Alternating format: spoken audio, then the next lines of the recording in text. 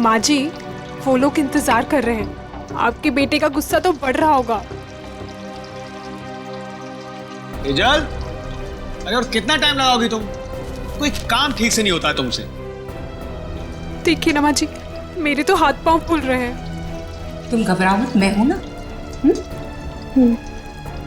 तेजल, जैन तुम 2 मिनट नहीं रुक सकते? पक रहा है ना खाना? इसे लेकर जाओ तुम। ठीक है, मैं सब्जी लेकर आती हूँ। लाओ जाओ।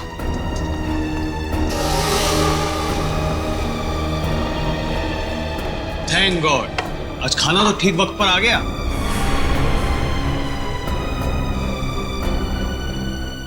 सेजल, तुम ना किसी काम की नहीं। पापा और मैं कब से भूखे बैठे, खाना तक ठीक से नहीं बनता। जैन, क्या हमेशा उसे डांटते रहते हो? सीख जाएगी धीरे धीरे। माँ, आप ही ने ना इसको अपने सर पर चढ़ा कर रखा है। मेरी लाडली बहू, मेरी लाडली बहू।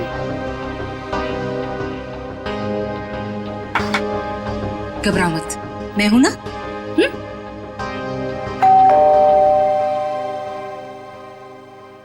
अरे यार, अब ये खाने के वक्त पर कौन आ गया? हाँ सर, ये आपका पार्सल आया है। पार्सल? जी हाँ पर भेजा किसने? सर, एक तो आपने पड़ा हुआ पार्सल लेके आया हूँ और ऊपर से मुझसे ही सवाल कर रहे हैं। तो हमने अभी तक किसी को एड्रेस नहीं दिया, तो पार्सल कैसे आ गया? अरे भाई, 4 दिन हुए हमें यहाँ पर आए हुए, पार्सल कैसे आ सकता है? अरे बेटा, पार्सल पे नाम किसका है वो तो देखो। अरे माँ, नाम ही तो सफाचट है। ये लीजिए अपना पार्सल। चाहे आप इसे रखिए, चाहे इसे फेंक दीजिए, आपकी मर्जी। और ये लीजिए, यहाँ पर साइन कर दीजिए। पापा, इसके अंदर तो कुछ अजीब सी चीज है।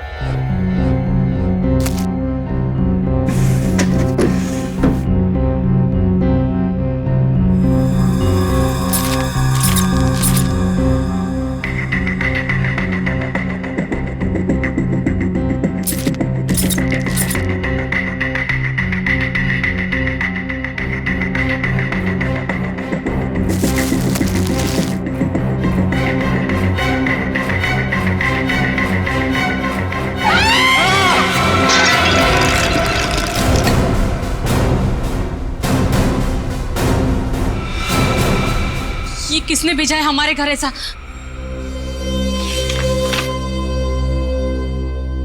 चिट्ठी?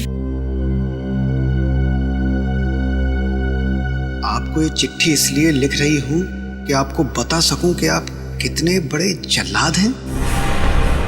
आपको जला देना चाहिए, गोली मार देनी चाहिए और नरक में सड़ाना चाहिए। जो आप मुझसे करवा रहे हैं वो गलत है। मैंने कर जरूर दिया है और आपको इस चिट्ठी के साथ भेज रही हूं।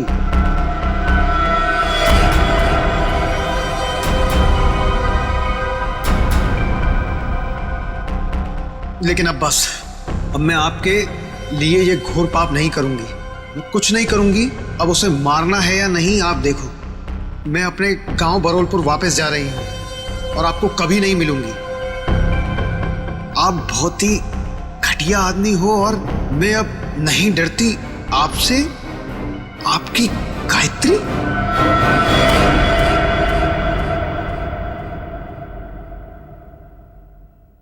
कौन है ये गायत्री?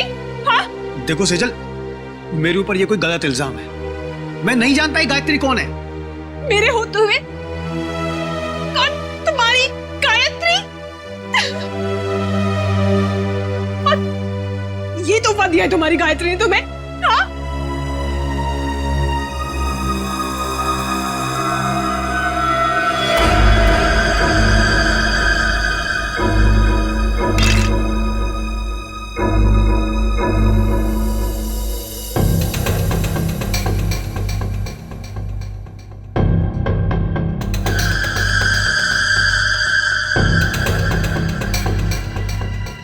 माय गॉड, छोटे बच्चे की कटी हुई उंगली है सर। फॉर्मल्डिहाइड में रखी है, लगता है 5-6 दिन पुरानी होगी सर। उंगली काट के भेजा है, मतलब ब्लैकमेलिंग किडनैपिंग का केस लग रहा है सर।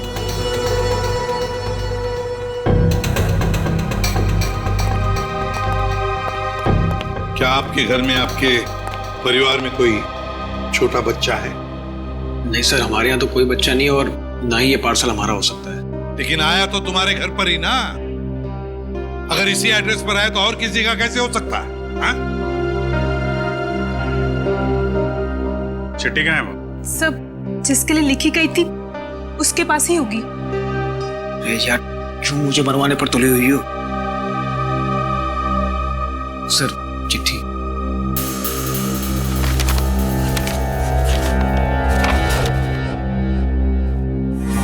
आपको चिट्ठी इसलिए लिख रहे हैं कि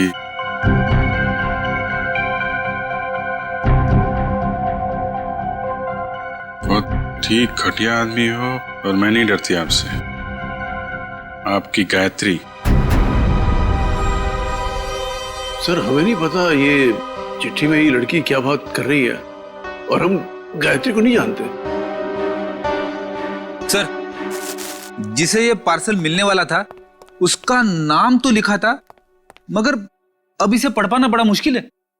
अच्छा, हाँ ठीक है, पता तो लगा ही लेंगे। लेकिन इस गायत्री ने एक छोटे बच्चे की उंगली काट कर यहां भेजी है आपके पास, और तुम लोग कह रहे हो कि तुम्हें कुछ पता नहीं ये गायत्री कौन है? तो क्या उसके सपने में आया ये आप लोगों का एड्रेस? मैं आपसे कह रही थी ना, ये घर मत खरीदो मत खरीदो, देखा भी क्या हुआ। तो क्या आप लोगों ने ये घर खरीदा है? कब खरीदा? सर, हम तो 4 दिन पहले ही यहाँ पर शिफ्ट हुए हैं। सर, कहीं ये पार्सल पहले वाले के लिए तो नहीं? कौन रहता था यहाँ पे? मेरा नाम धनराज है। 30 लाख तो क्या, तुम्हारे इस निकम में बेकार पति को मैं 30 फूटी कौड़ियां भी दे दूं। अब पापा क्या क्या बोले जा रहे हो? आप सोच भी रहे हो? सोहन इस घर के दामाद है, मेरे पति है। जैसे कि हीरा ढूंढ के लाई।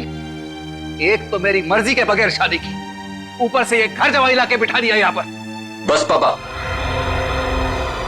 अब आप शांत हो जाइए, मत लगिए इनके मुंह। वैसे भी आपका ब्लड प्रेशर बढ़ा हुआ है। और मोनिका, तुम दोनों भी जाओ यहां से। अब क्या हम अंदर आ सकते हैं? जी, आप लोग? हम लोग सीआईडी से हैं। सीआईडी? जी हाँ। कहिए। आपका जो पुराना घर है जिसे आपने मिस्टर जयंत को भेजा है, वहां पे एक पार्सल आया है, उसके बारे में कुछ पूछताछ करनी है। भगवान, उंगली।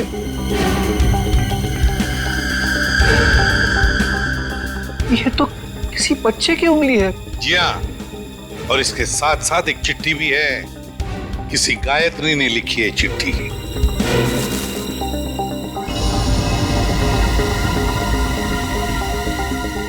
कौन है ये गायत्री? सर, हमारे तो पूरे खानदान में कोई दूर दूर तक गायत्री नहीं है। सर, हमारे परिवार में कोई बच्चा नहीं है जिसकी ये उंगली है। बिना जान पहचान के कोई यूं ही ऐसी चिट्ठी भेज देगा क्या? चल, कोई बात नहीं, हम पता लगा लेंगे कि गायत्री ने चिट्ठी लिखी किसको और ये बच्चा है कौन। यार, कब तक इसका पहरा देते रहेंगे? जब तक बॉस पैसा देता रहेगा तब तक।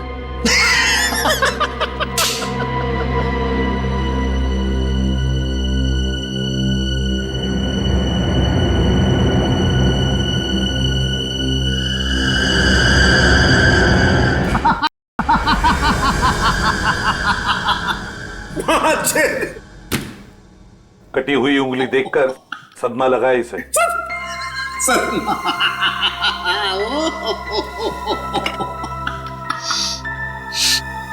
नहीं सर, इसमें कोई लाफिंग गैस नहीं है। Laughing gas? ये देख साउंड के, तुझे हमने सिर्फ इतना बताया कि गायत्री नाम की एक औरत ने एक बच्चे की उंगली काट दी, और तुझे हंसी के फव्वारे फूट रहे हैं। यार, सिर्फ इतना ही कहा है ना कि ये उंगली शायद 5-6 दिन पहले काटी गई है, क्योंकि सही सलामत है, सड़ना शुरू नहीं हुई है। उंगली तो ठीक है, लेकिन ये फॉर्मेल्डिहाइड का क्या? फॉर्मेल्डिहाइड का क्या? हाँ, क्या? ये देखो, रिपोर्ट पढ़ो फॉर्मेल्डिहाइड की। क्या? फॉर्मेल्डिहाइड सॉल्यूशन 6 साल पुराना है? 6 साल? पंकज, क्या हुआ? लगता है फॉर्मल्डिहाइड पी गया इसे। सर, इसने अभी अभी कटी हुई उंगली का फॉर्मल्डिहाइड सूंघा है। सालूम के साहब ने सूंघा, सालूम के साहब गए। पंकज ने सूंघा, पंकज आया। अब तुम भी सूंघ लो। नहीं सर, मेरी वाइफ ने कहा है हंसना मना है। सालूम के साथ हमें इतना बेवकूफ मत समझिए। ये फॉर्मल्डिहाइड भले 6 साल पुराना हो, मगर इसकी कटी हुई उंगली थोड़ी 6 साल पुरानी होगी। और नहीं तो क्या और नहीं तो क्या, ऐसा नहीं हो सकता कि इस गायत्री के पास 5-6 साल पुराना फॉर्मल्डिहाइड हो जिसमें उसने ये उंगली रख दी। क्यों अब चुप क्यों हो गए? अरे यार वो क्या जब का है? फॉर्मल्डिहाइड 6 साल पुराना तो उंगली भी 6 साल पुरानी हो गई। देखो बॉस, वो जो चिट्ठी गायत्री ने भेजी है ना, उस चिट्ठी पर जो स्याही है, मैं उस स्याही के अंदर घुसूंगा और पता चल जाएगा। आओ ये लो, सालूम के साहब अब चींटी बन के दिखाएंगे। कैसे? कुछ पी जाएंगे और क्या, चींटी बन जाएंगे। ओ, अगर चींटी नहीं बनेंगे तो इनके अंदर घुसेंगे कैसे, है ना? चल, ये है क्रोमेटोग्राफ। लाइट वहां से निकलेगी और इस जाली पर पड़ेगी। ये खास किस्म की जाली। यहाँ पर लाइट का एक स्पेक्ट्रम बनेगा। लाइट हो जाएगी सतरंगी और इस फिल्टर पर पड़ेगी। ये खास किस्म का फिल्टर है जहाँ से सिर्फ एक खास किस्म की लाइट की रेज ही इस चिट्ठी पर पड़ेगी जो गायत्री ने लिखी। और वो लाइट इस चिट्ठी पर जो स्याही है, उस स्याही के अंदर घुस जाएगी। उस लाइट की वजह से इस स्याही के छोटे छोटे कण अचानक गर्म होना शुरू हो जाएंगे और उन कणों की उछल कूद यहाँ पर दिखाई देगी। और ये इस कंप्यूटर के साथ जुड़ा हुआ है। दरअसल एक कंप्यूटर हमें पढ़ के बताएगा कि ये स्याही कितनी पुरानी। सालुंकी, तेरा फिजिक्स का लेक्चर पूरा हुआ? हाँ। हम कहानी शुरू करें? जरूर। ये देखो बॉस, ये लाइट उस जाली पर पड़ी और लाइट का स्पेक्ट्रम, और ये खास किस्म की लाइट घुसी इस चिट्ठी पर।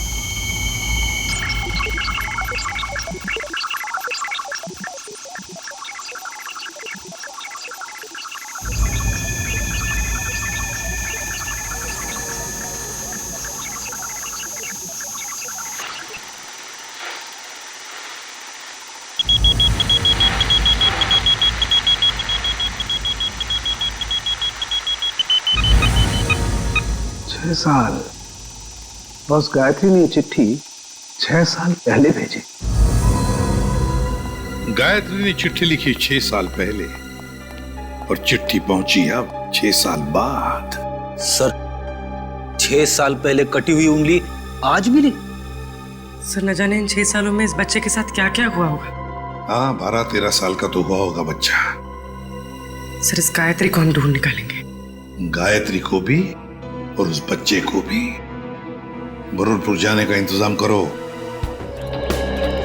हम घर तो दिखा दे रहे हैं आप लोगों को गायत्री का, लेकिन 9 साल हो गए जब वो इस बरूरपुर से गायब हुई है। गायत्री के माँ बाप किसी से उसके बारे में कोई बातचीत नहीं करते हैं। इतना तो बता सकते हैं कि अभी वो कहाँ है, किसके साथ है?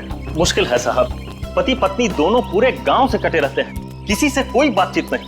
लेकिन ऐसा क्यों? पता नहीं, हम तो उनके दरवाजे पर जाएंगे नहीं, और हमको नहीं लगता है कि आप लोगों के लिए वो दरवाजा भी खोलेंगे। टेलीग्राम किसने भेजा टेलीग्राम? गायत्री ने भेजा टेलीग्राम। गायत्री? सरिता रुक, सुन।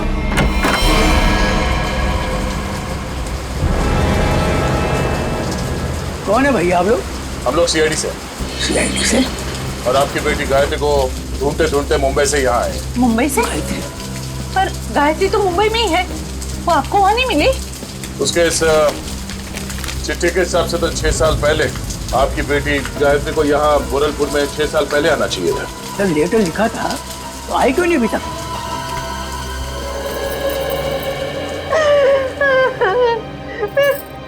कहाँ गए मेरे बच्चे? कहाँ गए? कहाँ गए मेरे बच्चे? देखिए, आप लोगों को गायत्री के बारे में जो कुछ भी मालूम है हमें बताइए, हम उसे ढूंढ निकालेंगे। हो सकता है वो किसी परेशानी में हो। हाँ? वो मुंबई में कहाँ रहती थी? पता नहीं साहब, मेरी गायत्री 18 साल की थी तो भागे मुंबई चली गई वो। हम लोगों ने उसको उम्मीद ही छोड़ दी। अचानक एक दिन उसने फोन किया कि उसने वहां किसी के साथ शादी कर ली। पूरे गांव के सामने हमारी इज्जत को मिट्टी में मिला दिया। ये बात है कब की? करीब 7 साल पहले की। उसके बाद आप लोगों का उनसे कोई संपर्क नहीं हुआ? एक बार उसने फोन किया था। उसने बताया कि वो बहुत बड़ी मुसीबत में फंस गई है। पर साहब, हम यहाँ से क्या कर सकते हैं? कैसी मुश्किल? पता नहीं था, वो खुद फोन करके ये बोलती थी, पापा मैंने आगे की परेशानी मोल ले ली है। जिसके लिए उसने ये चिट्ठी लिखी थी उसी ने मुसीबत में डाल रखा होगा उसे। किस नंबर से फोन करती थी वो आप लोगों को? किसी दुकान से फोन आता था साहब, फिर अचानक फोन आना ही बंद हो गया मेरी बेटी का। तो आप लोगों ने पता करने की कोशिश नहीं की कि उसने फोन करना बंद क्यों किया? साहब, हमने कई बार वहाँ फोन किया और एक दिन दुकानदार ने बताया कि वो मैडम अब यहाँ पे नहीं आती, शायद वो मोहल्ला छोड़कर चली गई। तो आपने उसे ढूंढने की कोशिश नहीं की? नहीं मैडम। अच्छा, गायत्री के पति के बारे में कुछ पता है आपको? कोई पता नहीं साहब पति के बारे में। अच्छा, गायत्री का एक बेटा भी था ना? नहीं साहब, उसका कोई बच्चा नहीं था, वरना क्या वो अपनी माँ को नहीं बताती? ठीक है, आप हमें उस दुकान का नंबर दीजिए और गायत्री का फोटो भी, हम पता कर लेंगे। ये क्या है तेरे को बच्चे को तैयार करने में इतना समय लगता है? अरे आ रहा हूँ भाई, नए कपड़े पहना रहा हूँ। ठीक है, जल्दी आ। पता नहीं यार ये बॉस को भी क्या हो जाता है, हर महीने में एक नया कपड़ा पहनाकर उसका फोटो खींच के भेजने को कहते हैं। कमाल है। चल ना, ले तैयार हो गया। बेटा क्यों रो रहे थे? ये अंकल ने मुझे मारा। बेटा मत रो, अंकल को हम बाद में खूब मारेंगे। अब स्माइल दे, एक फोटो निकाल लेता हूं तेरा। सर, पिछले 15 साल से हम धनराज के पड़ोसी थे।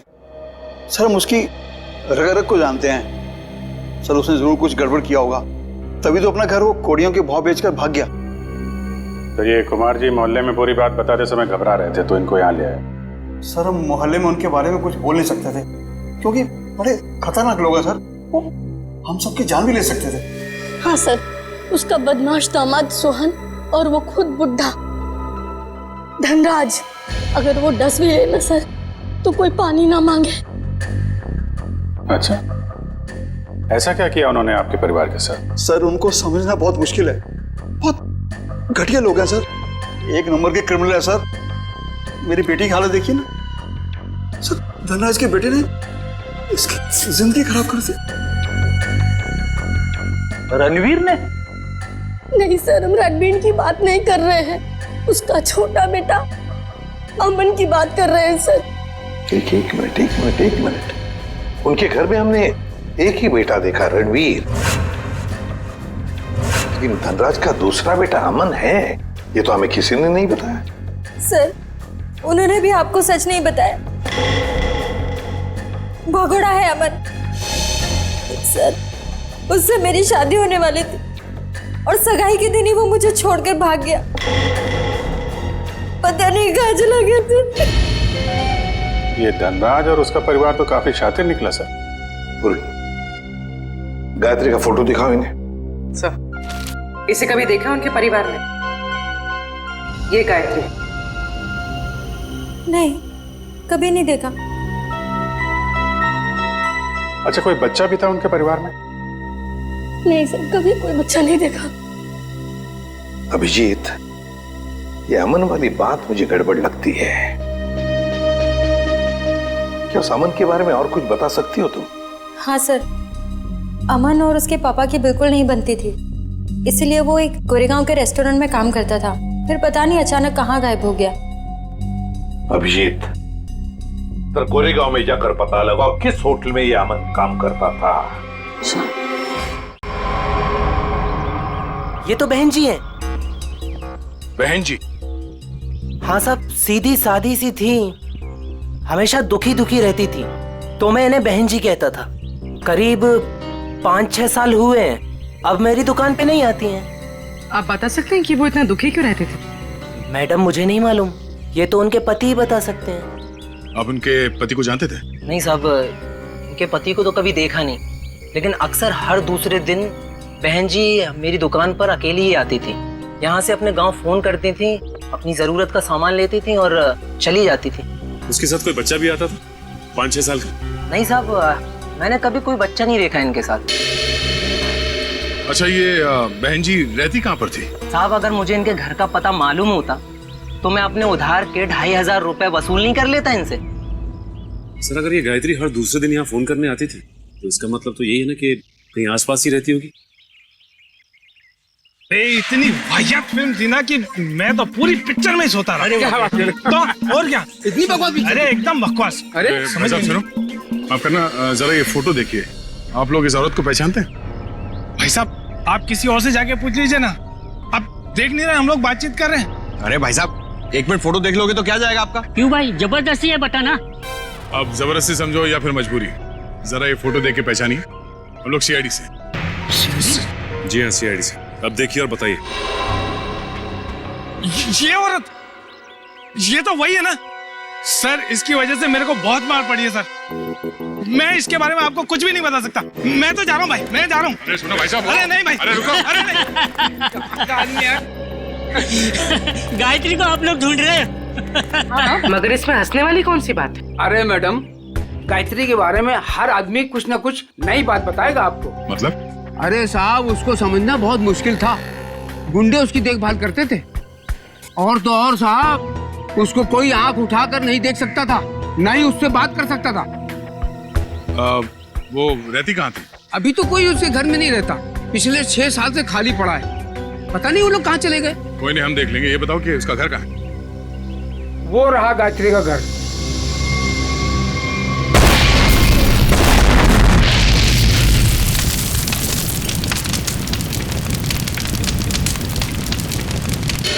ये तो अमन साहब हैं सर। ये बहुत पहले यहाँ पर मैनेजर होते थे सर, बहुत खड़ूस थे ये, 1 सेकंड चैन से नहीं बैठने देते। अच्छा ठीक है ठीक है। उनके बारे में हमें कुछ और बता सकते हो? हाँ साहब, सुना है कि इनके पिताजी के साथ इनकी बिल्कुल नहीं बनती थी, इसीलिए वो इतने बड़े बाप की औलाद होने के बाद भी यहाँ काम करते, और फिर किसी रईस लड़की से उन्होंने शादी कर ली और फिर शायद वो बेंगलोर चले गए।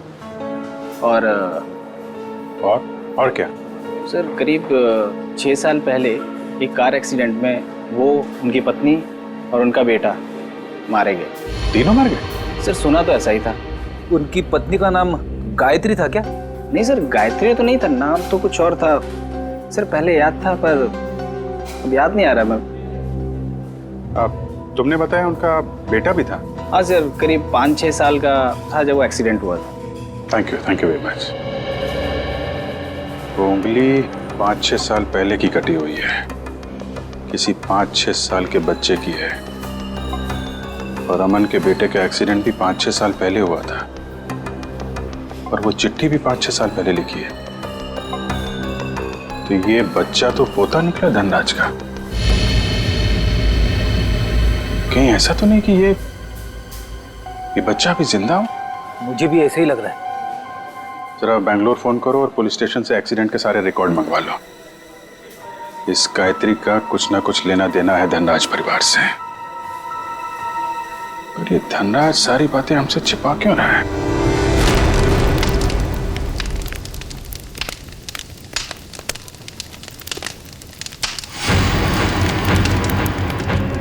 क्या टाइमिंग थे? हम लोग यहाँ गायत्री के घर पहुंचने ही वाले थे कि किसी ने यहाँ पे बॉम्ब ब्लास्ट कर दिया। सर, ये ठंडे बस्ते में पड़ा हुआ मामला नहीं लगता है। लगता है बच्चा अभी भी जिंदा है और ये मुजरिम हम पे नजर रखे हुए था, इसीलिए उसे पता लग गया कि हम गायत्री के बारे में पूछताछ कर रहे हैं। हाँ, मगर ऐसी क्या चीज थी यहाँ जो मुजरिम चाहता था कि हमारे हाथ न लगे? ये घर सालों से बंद पड़ा है, गायत्री यहाँ पे रहती भी नहीं है, फिर ये धमाका करने की क्या जरूरत थी? जरा देखो आसपास, देखो कोई सुराग मिलता है।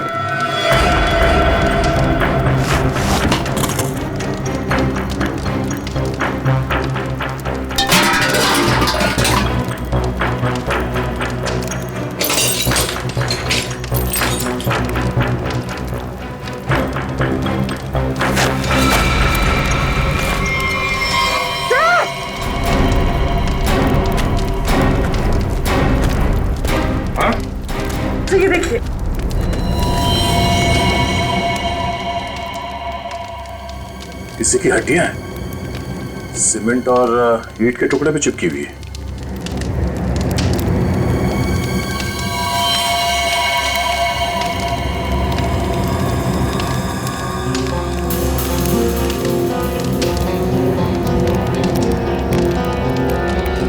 इतनी सारी हड्डियां, लगता है यहाँ पे किसी की लाश को गाड़ दिया गया था और उस कंकाल को नष्ट करने के लिए ब्लास्ट किया गया।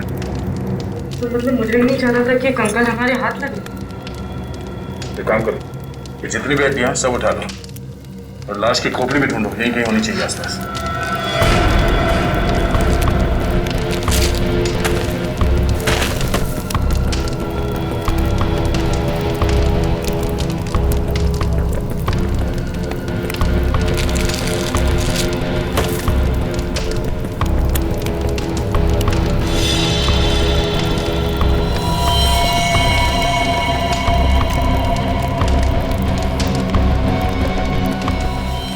ये देखो, मिल गई खोपड़ी।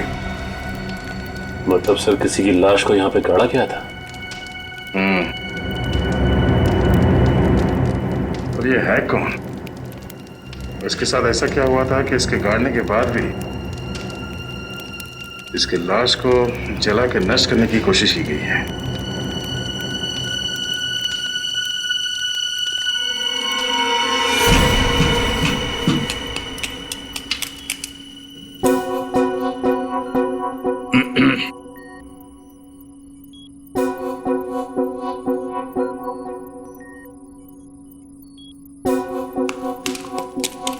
सालुंखे, तू एक एक हड्डी निकालते रहे ना, हम यहाँ खड़े खड़े भजन करते हैं। हाँ? बॉस आप वक्त से पहले आकर के खड़े हो गए मेरे सर पे। ये हड्डियां किसकी है बता? ये हड्डियां एक लड़की की है। सर गायत्री के घर में लड़की की हड्डियां? कहीं कहीं हड्डियां गायत्री की तो नहीं? पता नहीं गायत्री की हैं या नहीं है, ये तो तभी पता चलेगा जब हम इस खोपड़ी पर चेहरा बना लेंगे। हाँ वैसे एक बात बताऊं, ये हड्डियां किसी 30 साल की उम्र की औरत की हड्डियां हैं, क्योंकि इन हड्डियों की डेंसिटी ज्यादा बदली नहीं है और औरतों में 30 साल के बाद ही बदलाव आता है। तो फिर डॉक्टर सालुंखे, क्या हम इस खोपड़ी पर चेहरा बनाना शुरू करें? क्यों नहीं?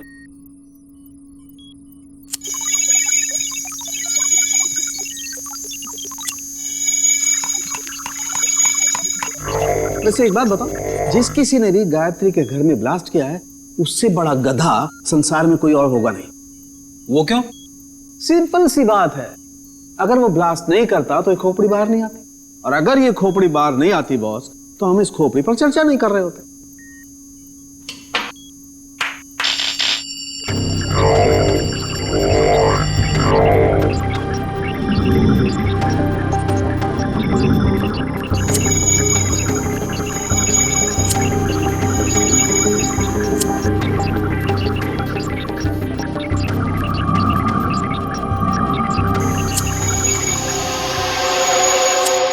जैसे इसको थोड़ा वक्त लगेगा बॉस, कंप्यूटर को हर काम सोच समझ के करना पड़ता है, कहीं चेहरा गलत ना बन जाए।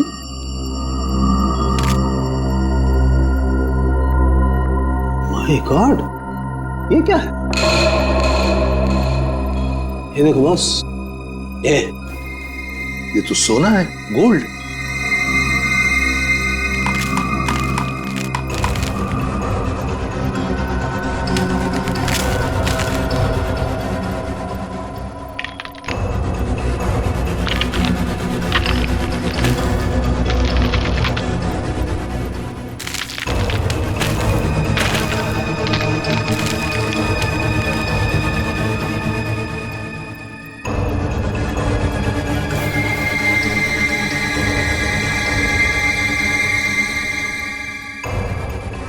ये देखो बॉस, ए फॉर एप्पल। यार, ए फॉर अमन। हाँ, चेहरा बन गया बॉस। गायत्री, सर गायत्री के घर में घुस के किसी ने उसे मार दिया और उसे अपने घर में गाड़ दिया, और गायत्री ने उस बच्चे की उंगली काट कर फेंक दी। और हुआ क्या उस बच्चे का?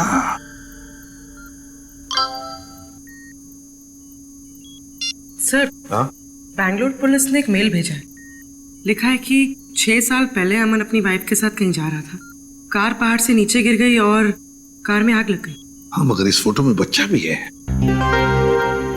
पर सर, मेल में तो बच्चे का कोई जिक्र ही नहीं है। इसका एक ही मतलब हो सकता है कि बच्चा जिंदा है। सर, बच्चे ने गले में चेन भी पहनी हुई है। और सर, वही वाली चेन है, A for apple. A for Aman. पर सर, अमन के बेटे की चेन गायत्री की लाश के पास मिली। अमन और उसके पत्नी की गाड़ी का एक्सीडेंट हो गया 6 साल पहले। गायत्री ने उनके बच्चे को पकड़ लिया, उसी की उंगली काट कर भेज दी। पर अब तो गायत्री ही नहीं रही, तो फिर वो बच्चा कहां गया? उस बच्चे को ढूंढना होगा, बचाना होगा और इस धनराज की गर्दन पकड़नी होगी। बस बबलू ने एक निवाला खा लिया ना, तो हमारा काम हो जाएगा।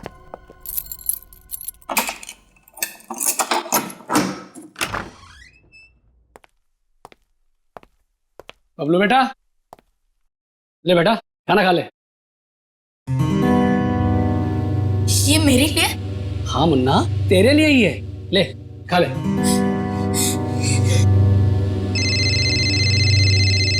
बॉस? हाँ बॉस। हाँ बस निकल ही रहे। हाँ बॉस, आपका काम हो गया बॉस। चल निकल। चल। धनराज जी, क्या कह रहे थे आप लोग? कि आपको उंगली के बारे में कुछ पता नहीं, गायत्री कौन है किसी को कुछ नहीं मालूम, आपके पूरे परिवार में कोई बच्चा है ही नहीं, तो फिर क्या ये झूठ पे झूठ बोलते रहे आप। आपको मालूम था वो उंगली किस बच्चे की है। आप जानते थे गायत्री ने एड्रेस लिखने में कोई गलती नहीं की। आपने ये बताना जरूरी नहीं समझा कि आपका एक और बेटा था, अमन, जिसका एक 5-6 साल का बच्चा है? क्यों?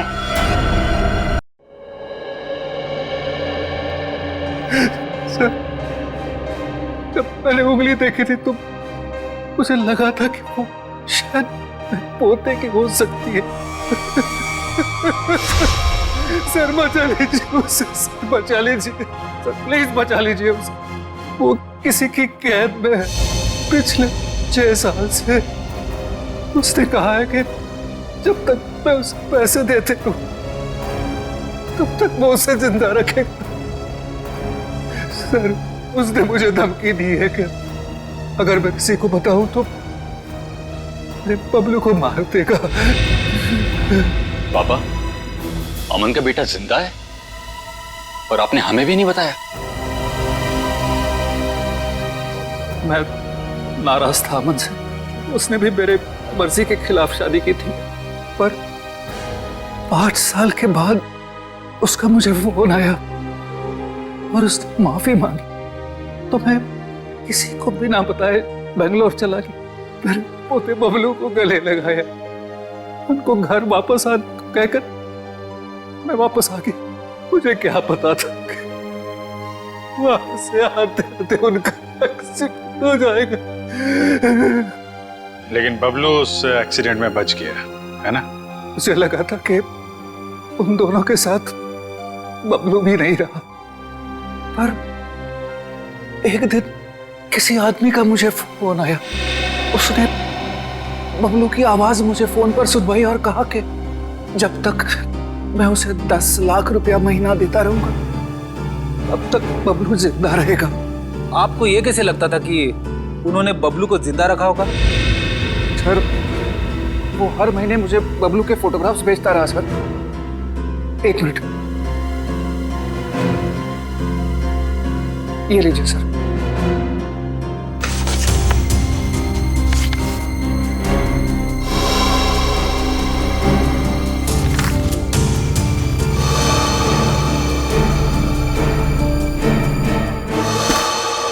आपने उस किडनैपर का फोन नंबर तो नोट किया होगा ना? नहीं सर, वो हर बार अलग अलग नंबर से फोन करता रहा। अब तक एक भी बार नंबर रिपीट नहीं हुआ सर। धनराज जी, ये किडनैपर तुम्हारे साथ पैसे का खेल खेलता रहेगा, झूठी उम्मीद दिलाता ही रहेगा। लेकिन अब ज्यादा दिन उसका ये खेल हम नहीं चलने देंगे। नहीं चलेगा उसका ये खेल।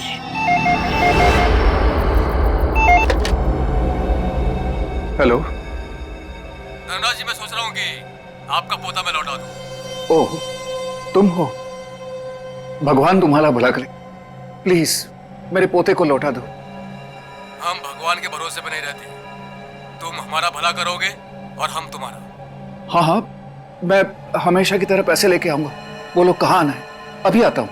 नहीं, अभी नहीं, कल सुबह ठीक 7 बजे कल्लू गैरेज, और इस बार 10 करोड़ लेकर आना। 10 करोड़? हाँ, 10 करोड़। पर इतने सारे कैश पैसे मैं कहाँ से ले आऊंगा? इसीलिए तो 12 घंटे का समय दे रहा हूँ ना। और सुनो, कोई चालाकी नहीं, वरना अपने पोते से हमेशा के लिए हाथ धो बैठोगे। नहीं नहीं, प्लीज कुछ भी मत करना मेरे पोते को। मैं पहुंच जाऊंगा, 7 बजे के पहले ही पहुंच जाऊंगा। Hello hello hello.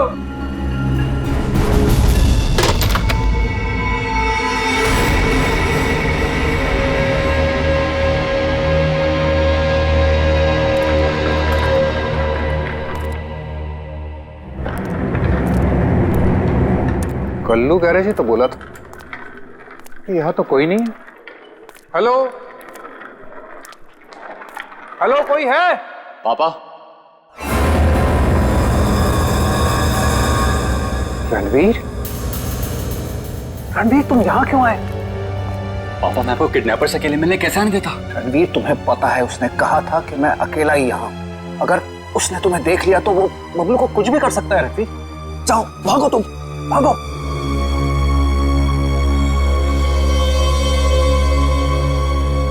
पापा, अगर मैं ही यहां से चला गया तो आपको आपके लाडले पोते से कौन मिलाने वाला है? क्या? तुम? जी हाँ, मैं ही आपके पोते को 6 साल से पाल रहा हूं। क्या कह रहे हो रणवीर? तुम ऐसे कैसे कर सकते हो? मैं तुम्हें... अरे पापा, आराम से, शांति, नहीं तो ब्लड प्रेशर हाई हो जाएगा। आपका पोता बिल्कुल ठीक ठाक है। ले आओ रे।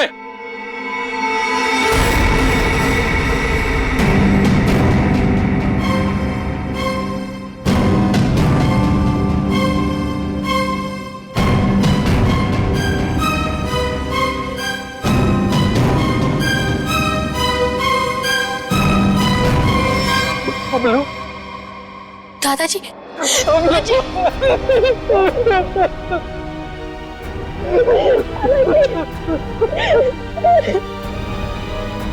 मैं आ गया हूं। तुम्हें कोई कुछ नहीं करेगा। चलो घर चलते। अरे रुकिए पिताजी, रुकिए। जाते जाते जरा इन कागजात पे साइन करते जाइए, देख लीजिए। वो क्या है ना कि ये सब हो जाने के बाद आप और मैं एक साथ तो रह नहीं सकते, तो आपका घर और फैक्ट्री मेरे नाम कर जाइए और दफा हो जाइए। तो जैसे विश्वासघातकी को तो मैं एक फूटी कौड़ी भी नहीं दूंगा। दोगे पापा, दोगे। जब आप बिना देखे अपने पोते के लिए करोड़ों रुपए दे सकते हो, तो देखने के बाद तो इतना दे ही दोगे। नहीं मिलेगी, एक फूटी कौड़ी भी नहीं मिलेगी। अच्छा, देखते। क्या कर रहे हो? सोच लीजिए। दादाजी नहीं। बुढ़े साइन कर, दोबारा मौका नहीं दूंगा।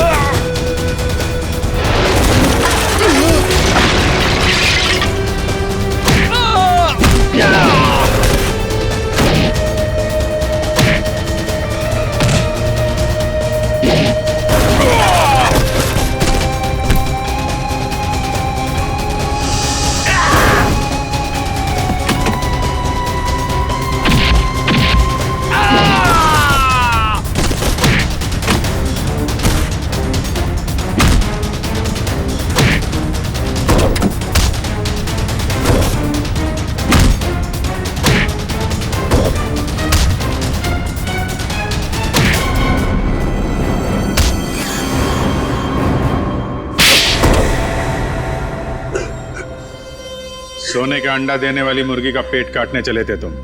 सारे अंडे एक साथ चाहिए थे, हैं? धनराज जी को फोन करके यहाँ बुलाना तुम्हारी सबसे बड़ी गलती थी। गायत्री ने वो चिट्ठी इसी जल्लाद के लिए लिखी थी।